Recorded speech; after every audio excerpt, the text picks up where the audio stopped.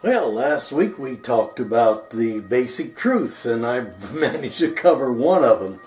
You know, what I'm doing is it takes about 30 to 40 hours to really get the secrets and the mysteries and the solutions to all these things, spiritual and scientific, into a area that you can understand, into the, let's call ourselves the normal people that understand, not scientists or religious fanatics or religious scholars, but just us average everyday people.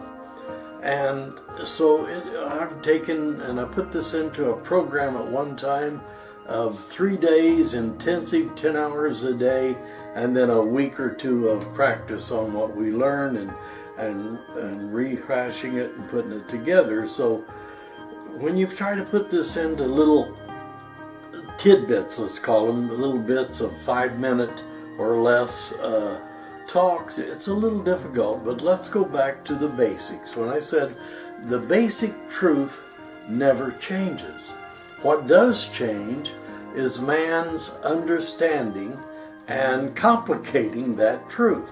The basic truth, as I said before, is simply this: you are a spirit riding around in a physical body. Now, you do have a soul and you do have a mind, but those are outside yourself. Well, not really outside yourself, but what I mean is that's different than the spirit. And the soul, a lot of people confuse that. They think the spirit and the soul are the same thing. They're not. They're totally different. That soul is sharing the purpose with the physical body. For instance, you learn in the physical. Everything is a conscious, tangible, material thing that you get, with the exception of some of the thoughts, and the brain categorizes it and helps you understand it, and the emotions work it out for you, more or less. That's a rough explanation.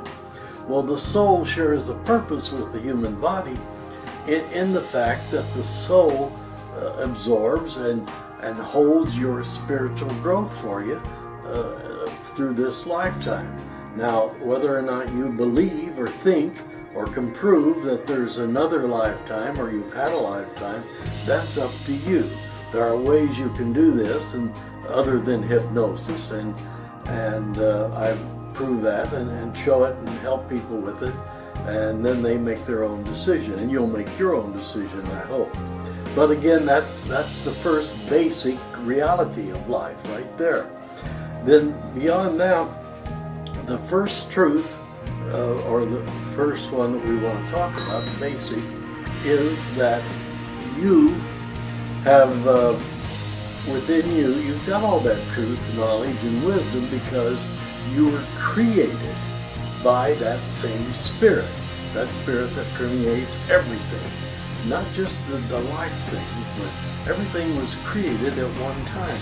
The scientists talk about the Big Bang Theory, how that Big Bang started out. Well, if you read and understand the Big Bang, there was no explosion, no boom.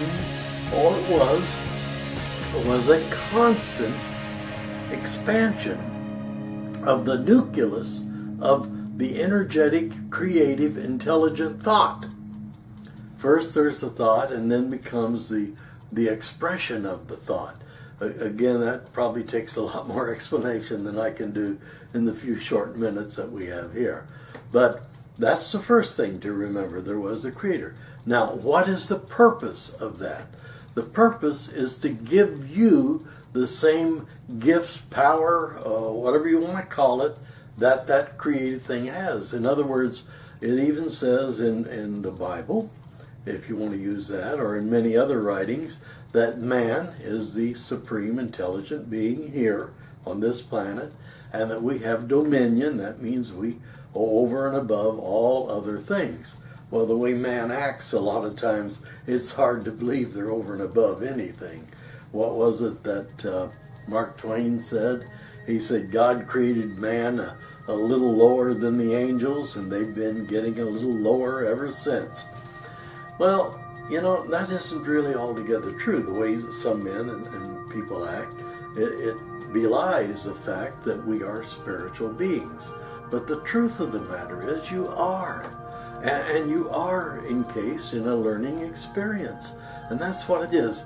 Now, the second basic fact that I want to share with you, other than the fact that we were created, is there is a way for this growth. And it's in every great major writing, and every teacher that knows this knows it for a fact.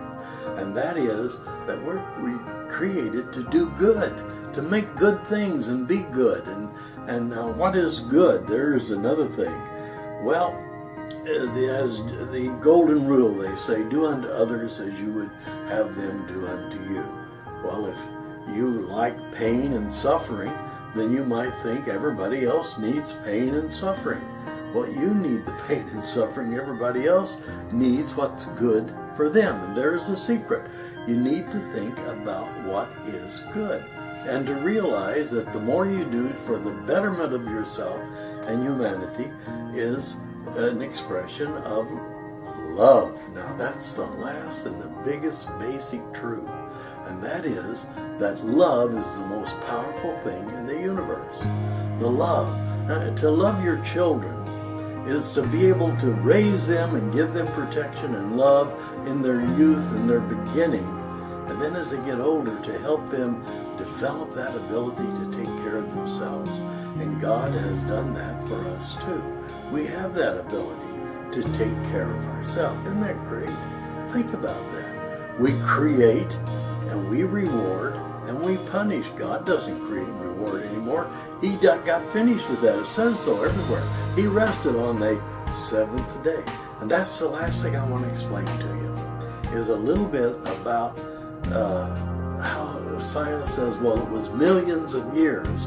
Well, and we recognize days by sunset to sunrise, or sunrise to sunset, depending on how you recognize your day. But the idea is that for the first 4 days, there was no sunrise, sunset. So those days could have been millions of years, couldn't they? Well, think about that. And that's what I hope I've done today, is to give you a lot to think about and to work on in your own research and development. God loves you. I love you. Well, I'm trying. And to say the least, I hope that you get half as much out of this as I did, because that means I get twice as much as you. And if that doesn't confuse you, God bless you. Thank you for